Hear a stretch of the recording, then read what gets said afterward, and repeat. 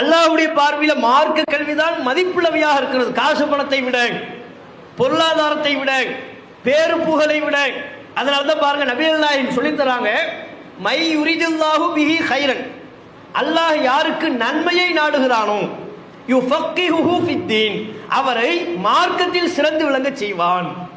எப்படி பாருங்க, ரசூலுல்லாஹ் பயன்படுத்திய வார்த்தை நீங்க செஞ்சு பார்க்கணும். அல்லாஹ் யாருக்கு நன்மையை நாடுகிறானோ, அல்லாஹ் ஒருத்தருக்கு நன்மையை நாடுனால் அவரை விரும்புகிறான்னு அர்த்தம், அவரை நேசிக்கிறான்னு அர்த்தம். அவருக்கு நம்ம ஏதாவது ஒரு நல்லது பண்ணணும்னு அல்லாஹ் நினைக்கிறான். ஒருவரை நேசித்து தன்னுடைய அடியார்களில் ஒருவரை தேர்வு செய்து அந்த அடியானை நேசித்து அந்த அடியானை விரும்பி இவனுக்கு நம்ம ஏதாவது பண்ணணுமே அப்படின்னு அல்லாஹ் நினைச்சா என்ன பண்ணுவான்?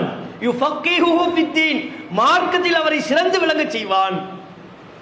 பாருங்க, நம்ம கற்பனைக்கெல்லாம் மாத்தமா ரசூலுல்லாஹ் சொல்லி தராங்க. பாருங்க, நாம என்ன விளங்கி வச்சிருக்கிறோம்? அல்லாஹ் ஒருத்தரை நேசிச்சா காசு பணத்தை அதிகமா கொடுப்பான்.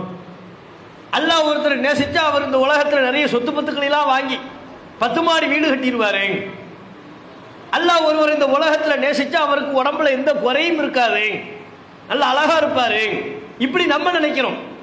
நாம இறைவன் ஒரு அடியானை நேசித்தால் அல்லது இறைவன் அந்த அடியானுக்கு நலவு நன்மை செய்வதாக நினைத்த இந்த உலகத்தில் உள்ளது அள்ளி கொடுப்பான் நம்ம நினைக்கிறோம். அது அல்லாட்ட ஒரு மதிப்பே இல்லை.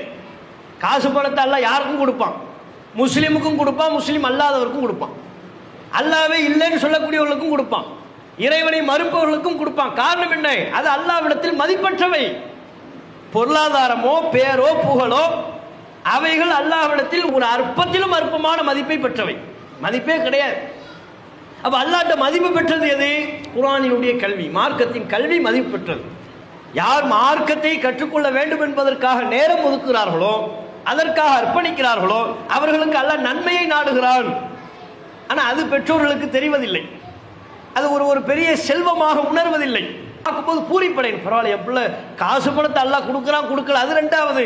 குர்ஆனை கற்றுக்கிட்டானே, துவாவை கற்றுக்கொண்டான் அல்லவா, 4 பேருக்கு பெரிய பெரிய தொழுகையில் பங்கெடுக்கக்கூடிய அத்தனை பேருக்கும் என் பிள்ளை துவாவை சொல்லிக் கொடுக்குறானே, சந்தோஷப்பட வேண்டிய விஷயம்.